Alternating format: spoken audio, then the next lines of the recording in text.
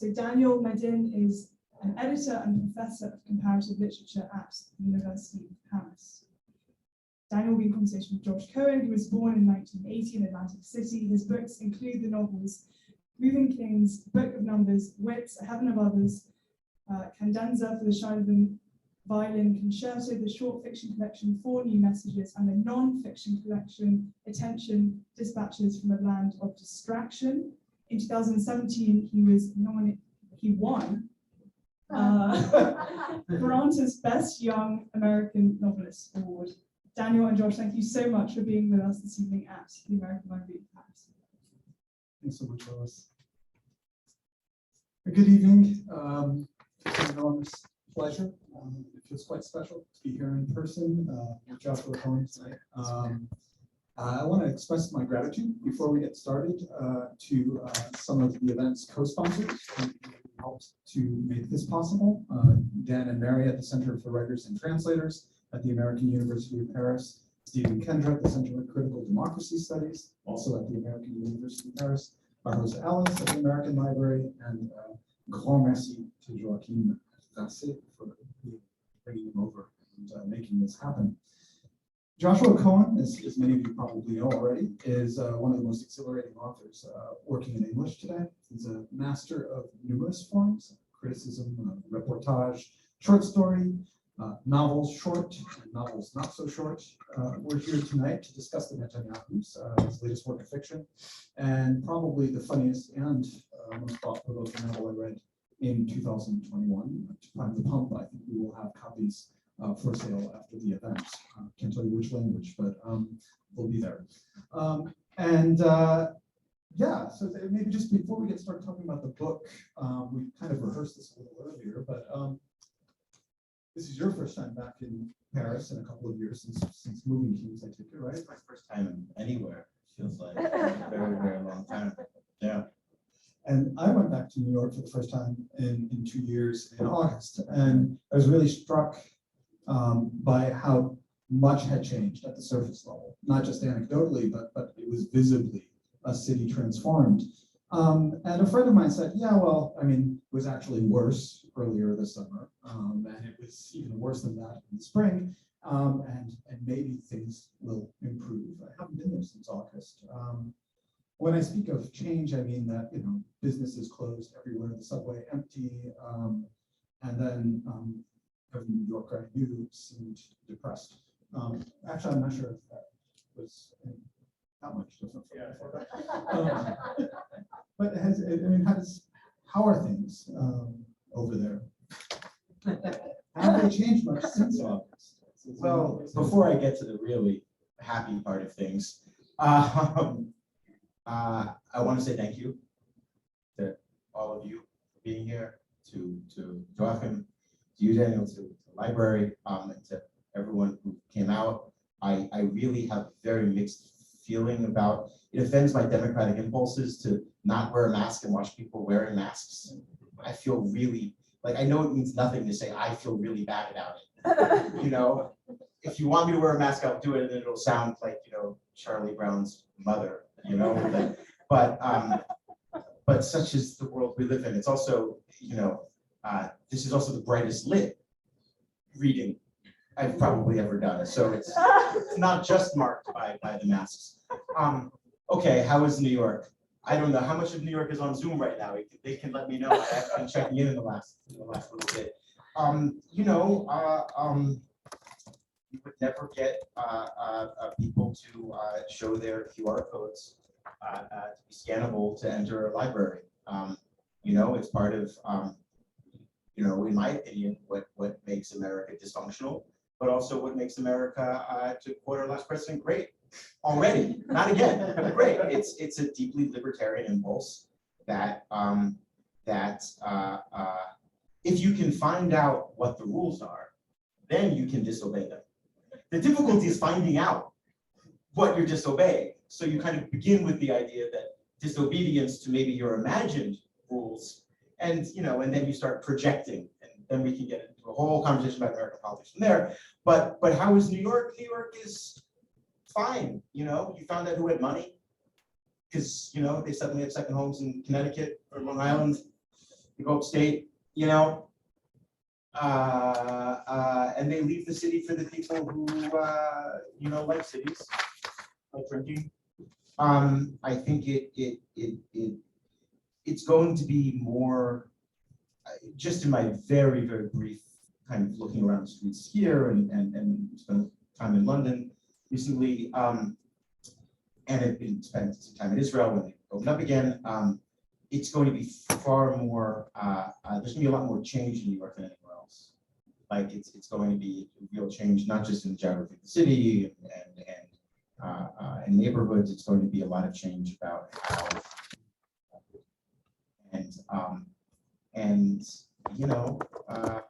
but at the same time, it's a lot of this was people's choices that got into this, and that hasn't been lost on people either. A question about kind of like the backstory of the Netanyahus, not the obvious one, which we'll probably get into at some point later on, but because the book came out pretty quickly, it seems to have been like a child of the lockdown in some ways. I wanted to ask this, whether this was something that you saw coming beforehand, writing a novel on this subject or with this family as protagonists, if it's something that was seeded long beforehand, or whether it's something that came quickly. I ask partly because, I wasn't expecting a campus novel as your next fiction, and also because it's the moment of its publication coincided with so many adjacent things. The Blake Bailey biography of Philip Roth, which was accompanied by a terrific piece that you wrote impersonating the ghost of Philip Roth. And yet, I think there was another Israeli election around the time that this was published too. And so I'm kind of curious as to whether was this something that was, I don't know, a faint impulse that preceded the anecdote that generated. So I can't talk about the anecdote in this answer. Okay, I can't. Okay, so I won't. So having an anecdote in my mind that I'm forbidden to mention. No, I had this forbidden anecdote in my mind, and I was in, which we'll get to later. And no, I mean, I was in Israel, I guess right before they locked down, a little bit before they locked down. And I was supposed to write a good, responsible piece of journalism about the way in which Bibi Netanyahu sort of hollowed out or attempted to hollow out the Israeli judiciary. And hanging out with lawyers, judges, reporting. Meanwhile, there's this virus somewhere, and it can't possibly affect me or anyone. And if it does, it's over in 2 weeks, and the world will go on. And then that obviously turned out not to be the case. And then I found myself back in New York, where there was, that story wasn't going anywhere.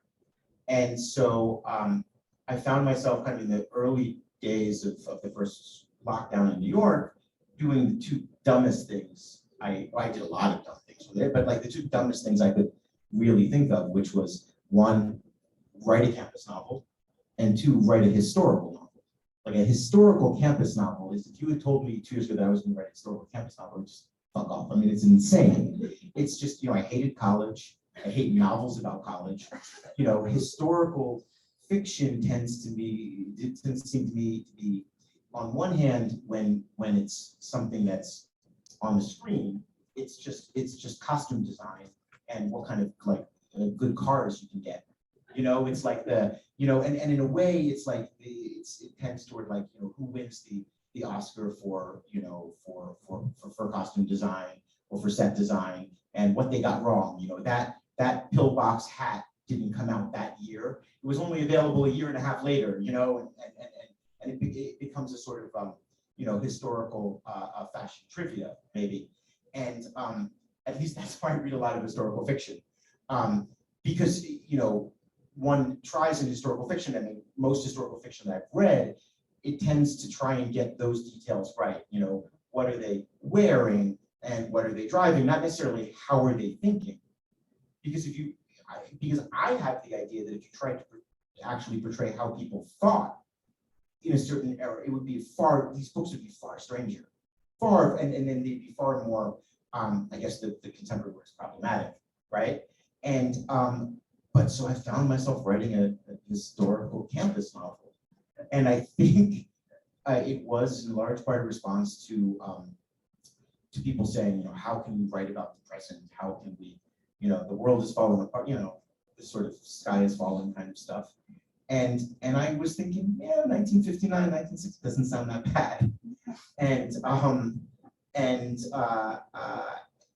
in terms of timing it, well, of course, the Mossad told me when the next Gaza war would be, and I made sure that everyone at publisher knew, and all the foreign rights were secured, and of course. But no, I knew that I had the sense that he was not going to survive. That before his life was really troubled in the courts, he was not going to survive an election at some point. And so yeah, and it's that every writer, the second when you're done with something you write, it's like, why isn't it out now? Why isn't it out? Why wasn't it out before I finished? Why was that before I thought of it? And so it felt good to have this exterior event, just to put all of the onus and the urgency. It's not me who wants it out. It's necessary, and yeah, I also felt that a lot of the people around the generation depicted in the book were dying around me. I mean, it was not just the Bailey book, Roth death, and certainly Blum's. Something that I'm sure even with the date, and it's associated. I think you can read this book without thinking 1959. That's also the moment that Goodbye Columbus comes out.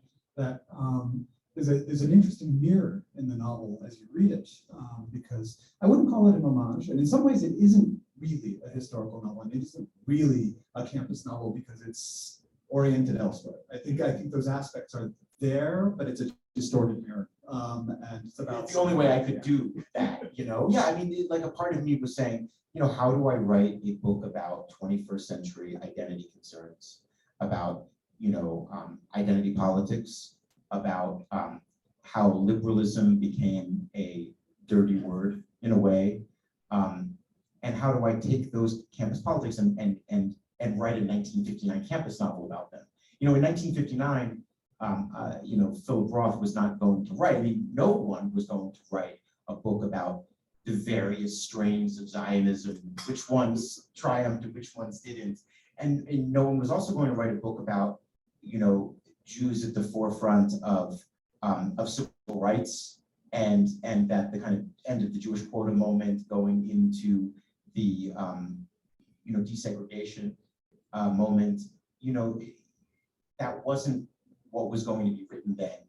But I thought if you could do that and take all of that consciousness of now and then put it on top of these formulas that were all kind of burbling around the 50s and 60s, like of how far can you push a campus novel into anti-McCarthyite critique, or how far can you push a historical novel into, for example, like communist propaganda, which was a lot of the other books that kind of read around it.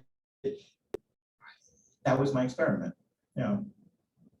Well, maybe we can talk about another one of those figures who disappeared at the time, because there's a Blum and there's a Bloom. The book is dedicated to the memory of Harold Bloom, and I guess there's an anecdote behind this. There's a backstory, and if you read the novel, you'll get the backstory, or at least part of the backstory, I assume. But that was the other. This is the anecdote that dare not speak its name. Dare not speak its name. Which has something to do with, I think, Harold Bloom's own experience in, we won't call it upstate New York, but away from the city, maybe in the West, the extreme West, if that's what it is. One, this couldn't have happened at Cornell, is what I heard. And it was like, well, maybe it happened at Yale. And I didn't want to write about New Haven because New Haven is boring. Anyway, Harold Bloom, who was a very kind person, who was half a century older than I was, and I'm not going to pretend that it was in any way an equal relationship. I mean, he terrified me. I met him toward the end of his life, and he was trying to put together some kind of an idea of a memoir. He actually wrote a very, very beautiful memoir, the Take Arms book, which is sort of a memoir of his life in poetry. But he didn't really write the gossipy one with, like, then I got trashed with Derrida. You must have had that gossip in spades. Oh, absolutely, absolutely. Yeah, yeah. And I think that he was just waiting for someone outside of a university to talk to about that, and it became pretty obvious to me very quickly that he, his mind was there, his memory was amazing. It was really the Sitzfleisch, right? He couldn't sit for long enough to focus on something because he was in pain. And so when we were talking about this, a number of things, there was CNN was always on the background on mute, and suddenly, Benzion Netanyahu was on the screen, and he says, I met that guy in the 90s or something when he was UN ambassador, or some party that I never get invited to. When did you meet this guy? He goes, no, I think he was 10 years old. And his father took me around. I take him around. They asked me, I was the only Jew there, and they said, bring this other guy around. He was doing a job interview, and I was like, tell me more. Why are you so interested? Tell me more. Gives me some version. Jean, his wife, is still around. She's watching. Hello, Jean. I'm sorry for all of this. Corrects his version. There are a number of versions. You never know how reliable Harold's memory is, like when he doesn't want it to be reliable. And for some reason, this story of this, liberal Jew, right? In this sense, a guy born in the Bronx, Jewish-speaking parents, who fooled people or forced them to recognize him as the expert or an expert on romantic English poetry, right? And Shakespeare, right? Is sort of being asked to take around a candidate for a job in the history department, a totally unknown Israeli academic by the name of Benzion Netanyahu, whose specialty was in the medieval Iberian history, and specifically in the history of the Inquisitions. And just this story of how this guy kind of showed up with his wife and 3 kids and just trashed the place. I just, it was this very, very pregnant metaphor. I mean, it was just full of all of this juice. And yet Harold was like, why are you so interested? Why are you so interested? And I was just like trying to explain. I was like, and I've listened to the recordings and I sound horrible. And I can't. I cried when I said, Harold, don't you get it? It's like a structural metaphor for, diaspora Israeli relations. But I saw something in it, and it stuck with me. And I had to kind of, I guess I'm sorry, because COVID is my fault. We needed COVID for me to be able to ignore Harold's advice and actually do something with this material. I do want to talk about the family. The interesting thing here is, of course, that it's not just Benzion Netanyahu, and it's not just a novel about the famous son. Well, there are a couple of them, but it's about the family as a whole. The interesting thing here is this novel is called The Netanyahus, and it says the famous family in the subtitle, and you have to read almost 2/3 of the book before they actually make their appearance. It's actually narrated by somebody else who's not named Blum, but Blum. Maybe this is a good opportunity to hear a little bit of it. Would you mind reading the opening? Not the first 180 pages until they show up. Yeah, I'll read a little bit of the opening. Just gives a sense of his voice. All right.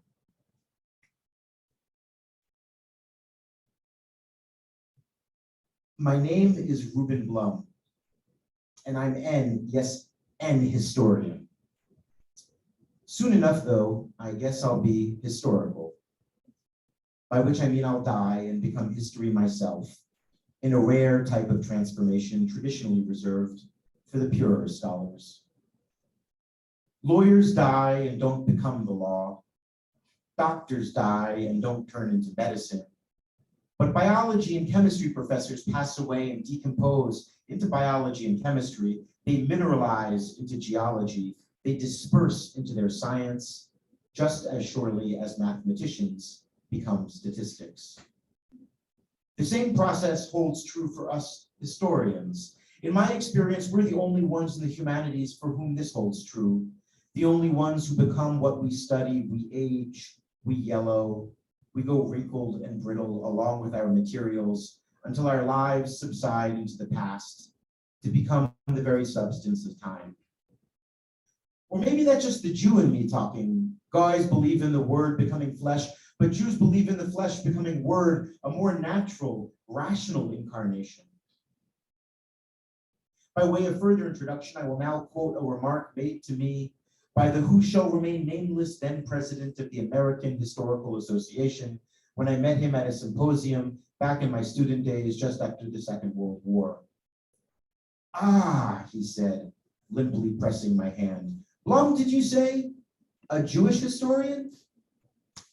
Though the man surely intended this remark to wound me, it merely succeeded in bringing delight. And even now I find I can smile at the description. I appreciate its accidental imprecision and the way the double entendre can focus as a type of psychological test. A Jewish historian, when you hear that, what do you think? What image springs to mind? The point is, the epithet as applied is both correct and incorrect. I am a Jewish historian, but I am not an historian of the Jews, or I've never been one professionally. Thanks. It's better in French. And there are copies here. And there are copies.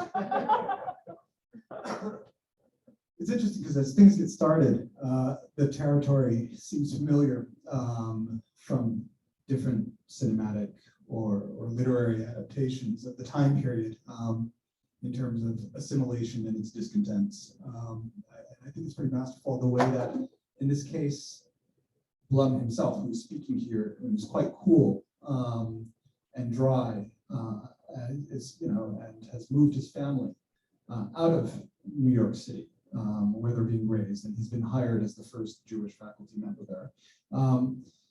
You do a pretty impressive job of not just focusing on one particular generational tension, but actually getting at some of those, the ambivalence and tension between several generations, going on the one hand between Blum and his parents, Blum and also the parents of his wife Edith, and then of course you have Judith, who's a marvelous character, and we'll get to her soon, is the daughter who is growing up in this kind of environment.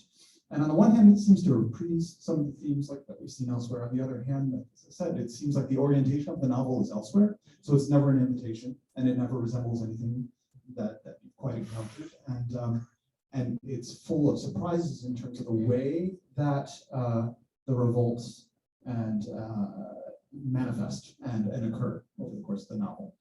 I mean, even in terms of, to give an example, the question of the nose job, right? This is a very famous thing. We're talking about Goodbye Columbus, right? And there are fictional precedents for that. You do marvelous stuff with the nose job here. In the case, thank you. It's tricky because some of these surprises, I don't want to ruin them for those of you in the audience who have not out there who have not yet read the book. It's because they really spring on you as you read it in a very organic way that is surprising and shocking. But anyway, so I mean, you've worked that material, those questions of, what does it mean to be American? At what point do you abandon, the past? There's an American element to that, right? Do you have the right as an American to reinvent yourself as somebody who doesn't need to go to synagogue on Saturdays, perhaps? Or right, and there's an entire, belief system. I mean, I tend to take it out of the, I take the Jewish stuff for granted in a way, and I kind of see it as the argument for what, at least in the book, is called the meliorist history, right? The idea that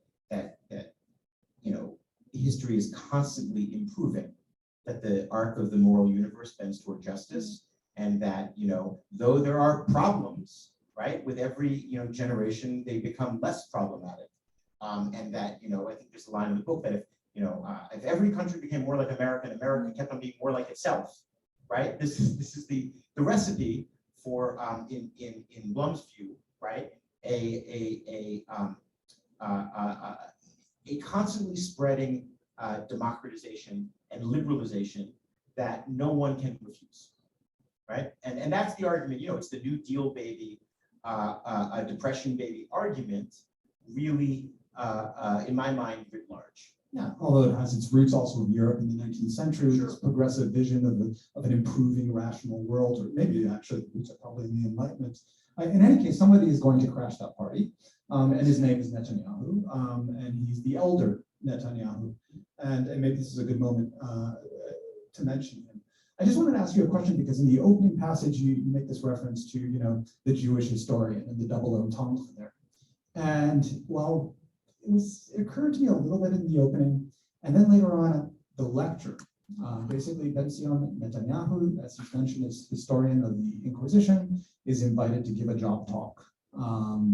And he proceeds to do so, and he delivers, what is kind of becomes a diatribe at one point in which every single angle that you can possibly take, the outcome, no matter what the data, is always going to be the same, which is namely that the Gentiles will always have it in for the Jews. And regardless of the data, regardless of the circumstances, it seems like a reading of the Inquisition that is coterminous with it's connected in the wake of the Holocaust, very much so, or at least to me as a reader. But the question of being a Jewish historian and historiography reminded me of a book that I read just like a couple of years before this by a Jewish historian, Yerushalmi, one that I know that Harold Bloom appreciated, called Zachor, about the injunction, essentially about collective Jewish memory, and whether or not, this question, whether is it possible? Why have there not been Jewish historians, or why is that not the priority for many years? And I suppose this is just me taking advantage of an event to ask the question. That is in there, isn't it? Yerushalmi is all over the place. I mean, I stuff all of this. It's my perverse joke on Netanyahu that I make him the mouthpiece for all of these Yerushalmi beliefs, and they hated each other. I mean, they just would not, yeah. So my, the interests that I have in Yerushalmi, in Zachor, certainly, and a lot of other of his writings, he asks, though in Zachor, he really does get to it. I think in the most concentrated form. He sort of asks what the use is of history, right? This idea of, okay, so if we write down all the things that happened, let's even get beyond these kind of, the theory with the big T questions of how do you really know what happened, or like, is your perspective on something in some way compromised because of your identity? Throw that out of the way. But there's this idea that, you write down what happened, why? And, and the answer in a medieval context, which is kind of what he's departing from, is, so you don't make the same mistakes. So that if X happened, then Y happened.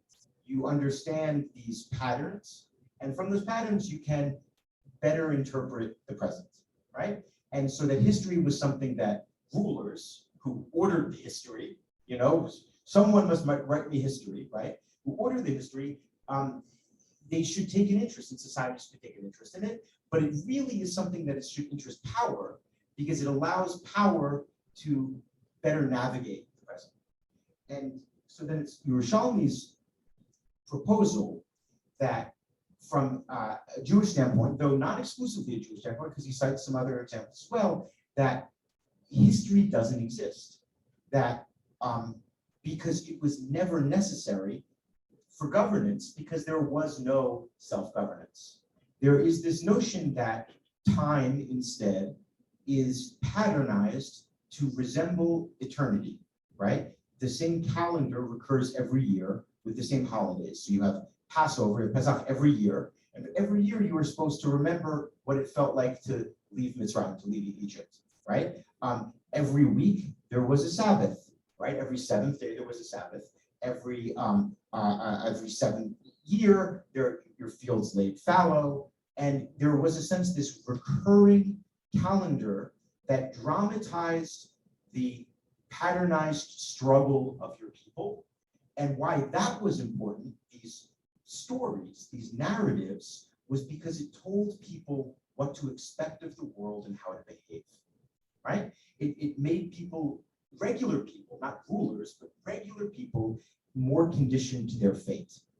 And so that element of Yerushalmi, of just even beginning as a historian to question what is the use of history, or what does history mean to me, that was, I think, fundamental to me understanding some of Netanyahu's ideas, because in a really perverse way, he totally agreed with Yerushalmi, but ends up at the absolute opposite end of the political spectrum.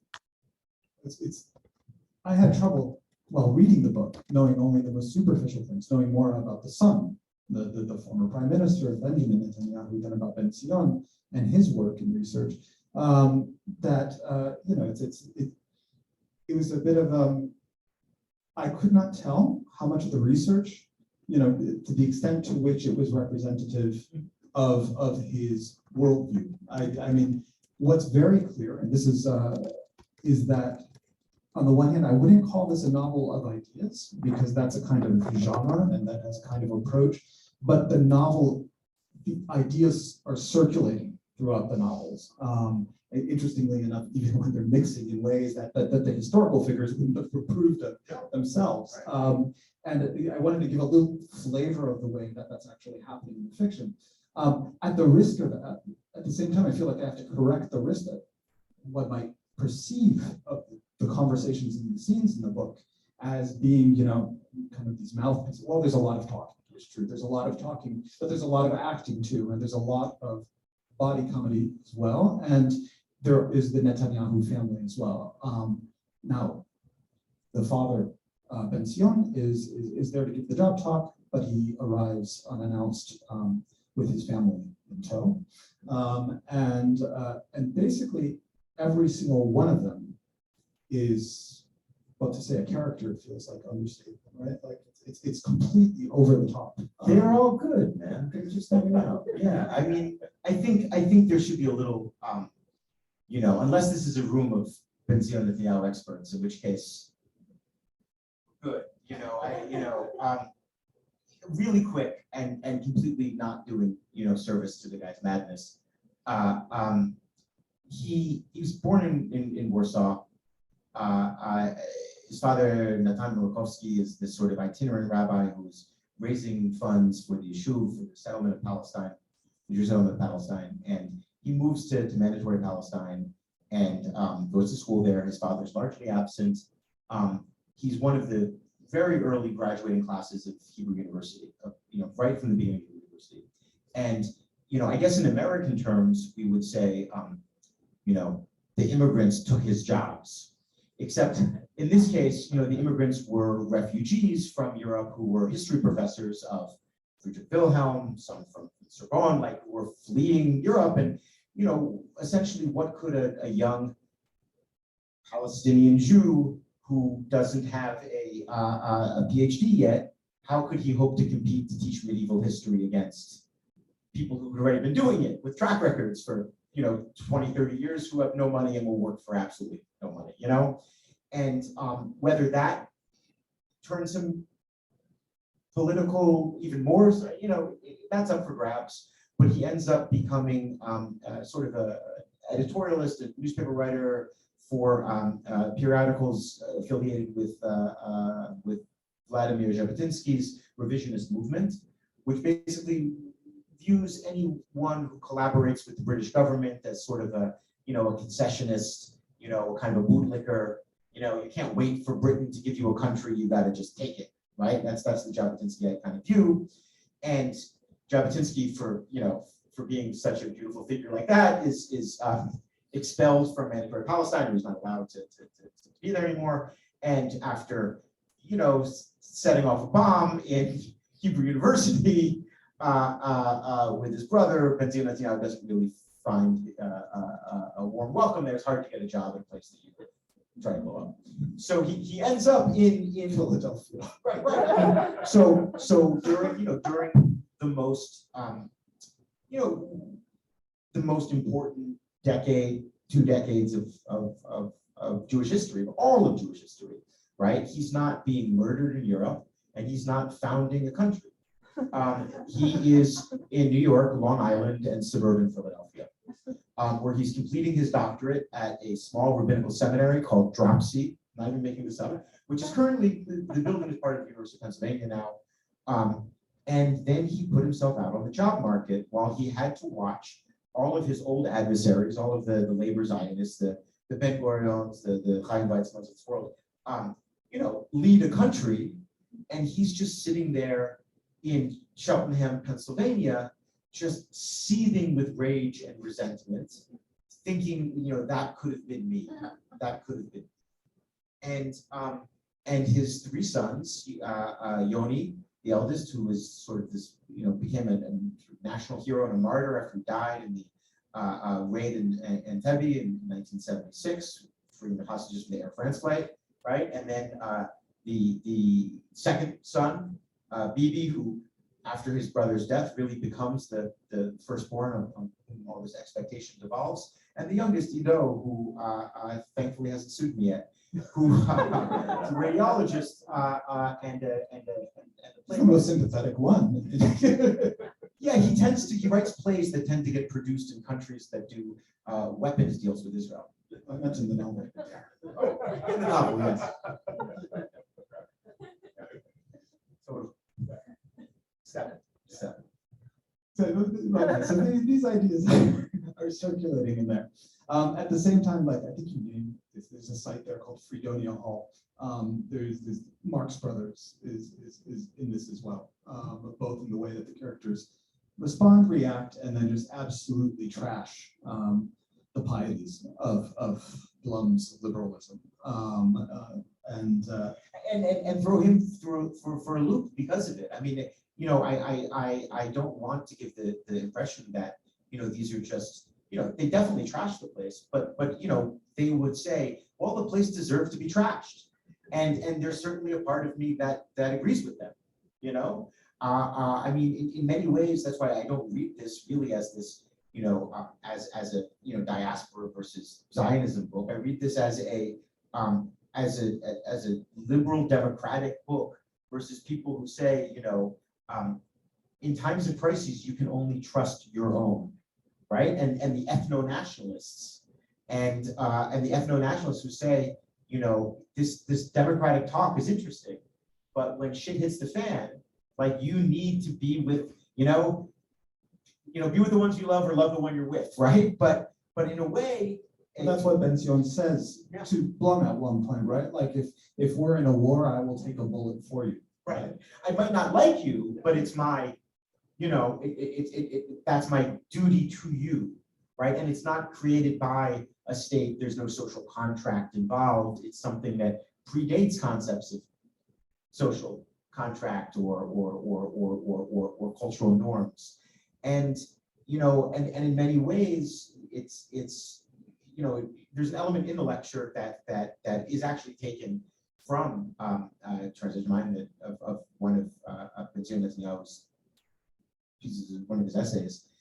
He comes around at the end of the fall of the Austro-Hungarian Empire, and at a time when Croats want a Croat, Bosnians want a Bosnian, want a Bosniak, Zionist Jews want a Zionist Jew, and it's his line that says, it's when you don't feel that you're kind of valued as an equal member in empire, and you don't feel that you have that place at table, that that you revert to your most base identity, and empires fail.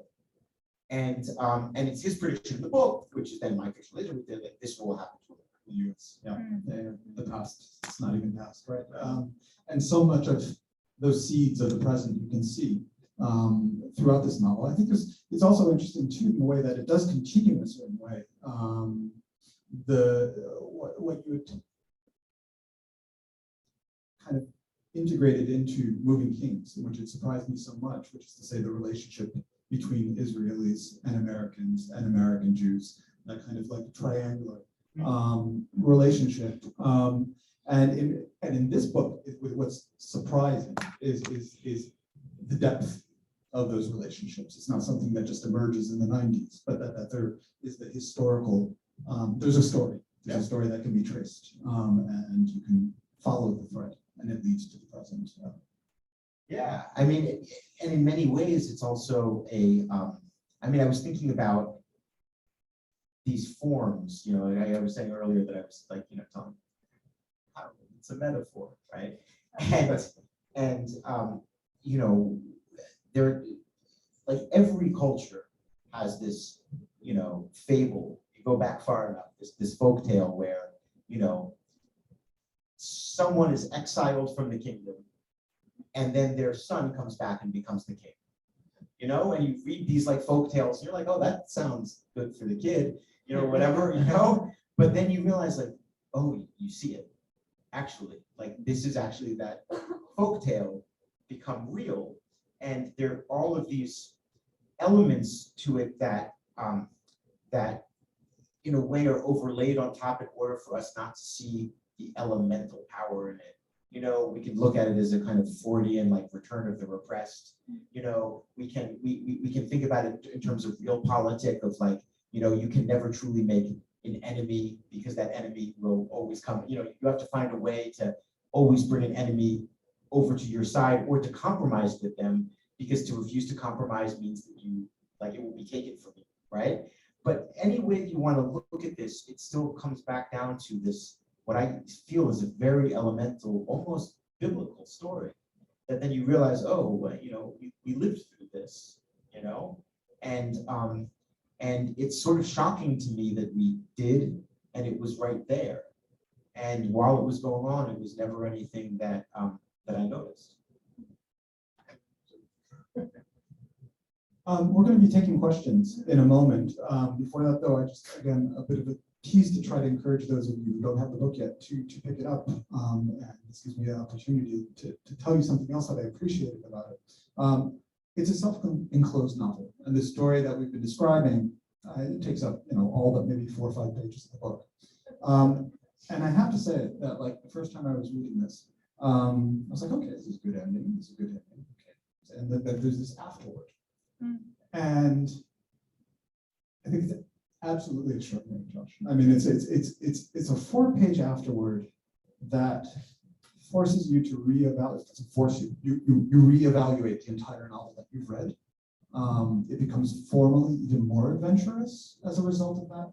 And whatever kind of lingering subconscious questions you might have had about the relationship between what is documentary and what is completely fictionalized throughout the novel, they're just suddenly magnified in ways that are both puzzling and compelling. And so that's something to read for as well. And I just wanted to thank you for that, because I mean, it's hard to come by surprises, genuine surprises in fiction.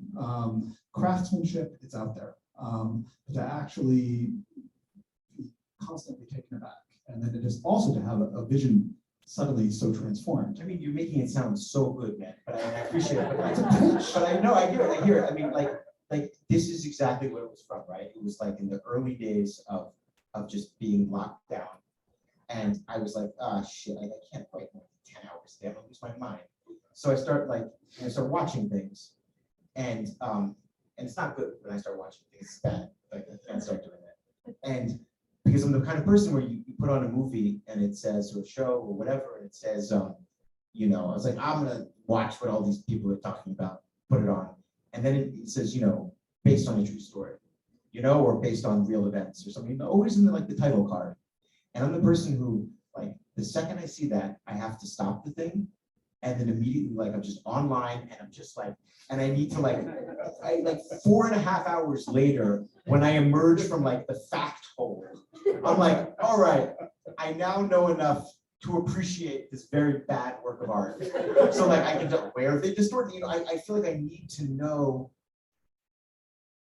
And not the truth. It's not something basic. I need to even just know what is the world from which something came. Then I can kind of judge what are the artistic choices they made. Did they decide to like cut the person out? Did they make like a composite character? Then I can feel like I can interpret the choices. And so when it came to writing this thing, the first thing I was like, okay, I'm not going to write based on the true thing at the beginning. So what am I going to do? I'll just do the based on the true thing at the end. It was just like, if you don't like the thing, just do the total opposite. That's it. Thank you so much. Can we have a round of applause, please?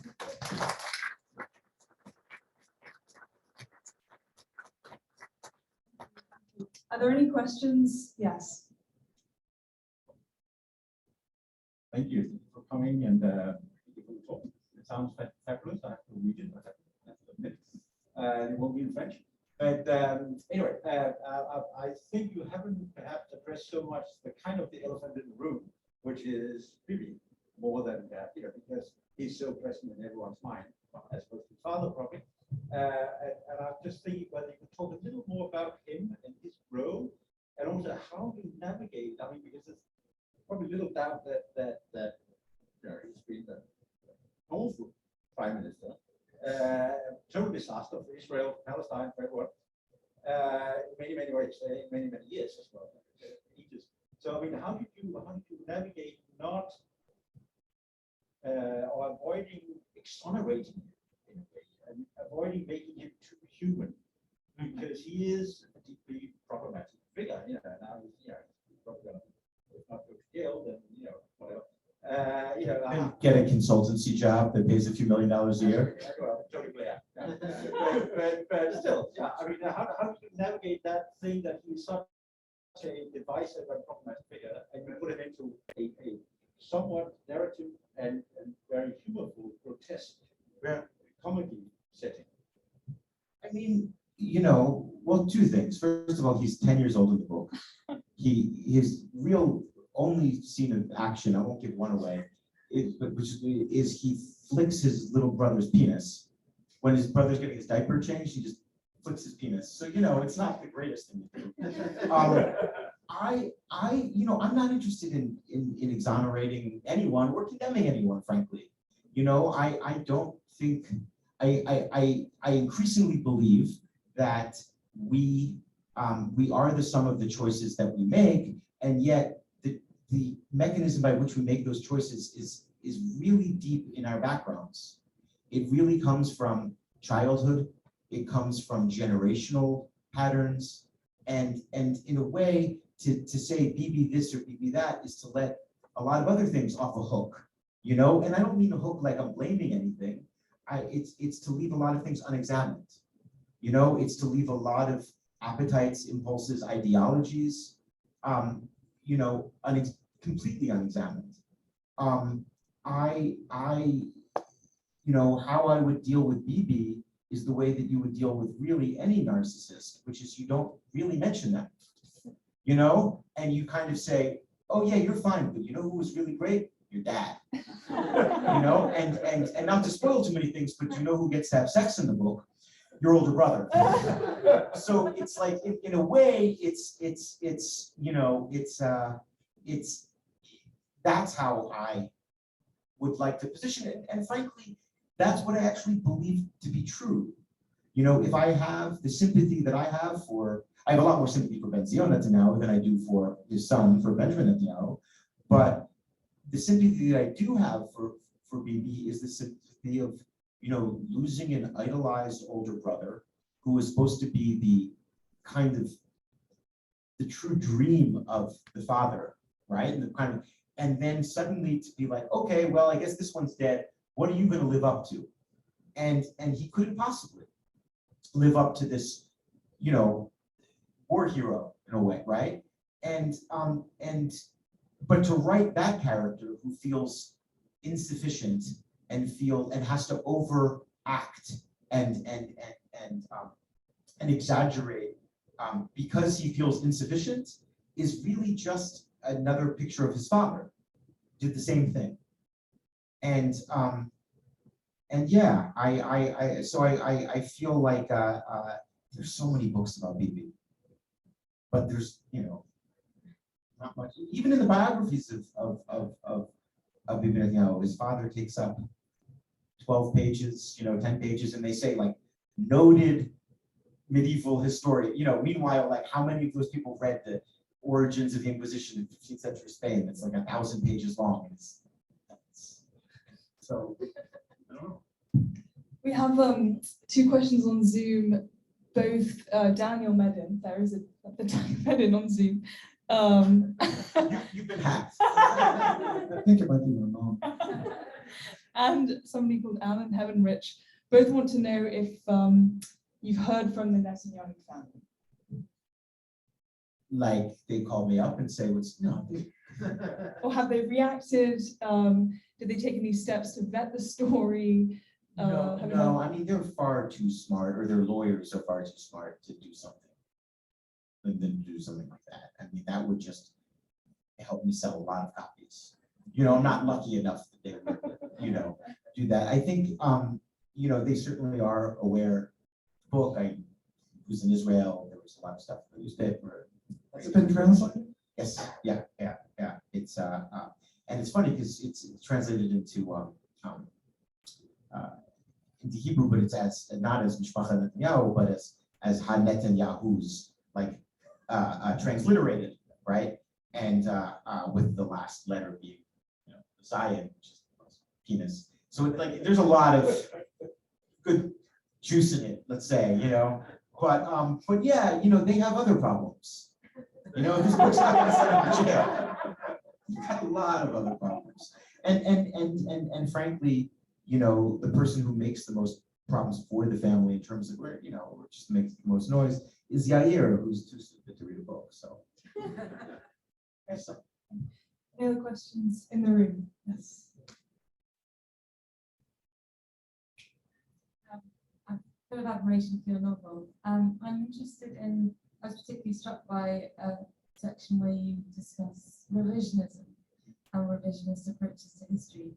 And I wondered whether the novel was your approach, was your attempt at revisionism of a true event, based on a true event, or if fiction can never really be revisionist history because it's just fictionalized. Right. And also whether the Netanyahus became characters for you, or whether they retained reality, given that they were real people, still some of them.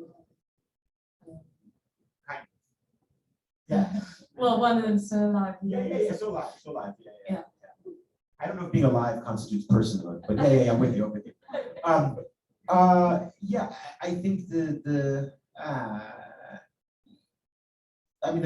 first part of it is, I'll answer the second part first, which is that I never met, Netanyahu, even if I'm in the same room as them, I never met them. But I knew Harold Bloom, and which is why it's not Harold, because Harold really does like he is, insofar as I know to be alive in one's memory. And also Harold was such a brilliant, crazy person that if I wrote an accurate portrayal of Harold Bloom, everyone was thinking of making everything up. Just a person who could look at a page for 10, 12 seconds, and then close the book and then just recite it to you from memory. Just a pure eidetic memory. That would be like a superpower, and yet he was capable of that. And so, yeah, I had to turn, Harold Bloom of the anxiety of influence fame into, Mike Blum, who's a professor of taxation studies, about what is owed to the past and what is owed to others. Yeah, so that was my own kind of reckoning. The revisionist thing was interesting to me because I realized I just didn't understand the word. And then I was like, I do that thing of like, let's look it up in a dictionary. And then you realize that, it means 2 totally different things. And, revisionism in its classical sense is, revisionist socialism, right? Where you're trying not to have world revolution. What you're trying to do is gradually introduce socialist policies into a democratic state in order to correct for the imbalances of capitalism. So what you're doing is you're revising the revolutionary program. And then, of course, revisionism more famously later on becomes, you know, we edit that guy out of the photograph after we shoot him in the head in Gulag. You know, like revisionist history becomes, we change things for our ideological, change an account of the past for ideological purposes. And just this idea of revisionism starting as a compromise and ending as the farthest thing from a compromise just sort of taught me that you know, that there was something deeply meaningful in people's desire to revise. And no, do I think that fiction is part of a revisionist history? No, but what it can do is, I think fiction can uniquely criticize history, or the writer of historiography can criticize the writing of history in a way that is a little bit apart, a little bit aside. I think that if there are certain criticisms that were voiced more directly in by a historian, say in an essay appearing somewhere, you know, more popular, you know, like I know some for an academic audience, in a magazine, a newspaper somewhere, I think they still couldn't get away with as much as a fiction writer can get away with. So. I think we have time for one more question in the room. If there is one. If not, there are many on Zoom, so I'll get to those.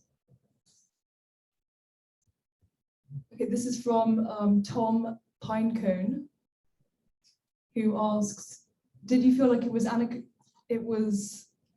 an anachronism to write in this voice? This is the most stylistically restrained, conventional of your novels. Just wondering if you were able to hear your own music, or if this was strictly an exercise in social and historical contextualization. I mean, everything's an exercise in social contextualization. No, it wasn't a finger exercise in the sense of like, you know, can I nail this voice? Because it's not, this isn't the voice of a mid-century novel. I mean, it's a lot kind of weirder than that.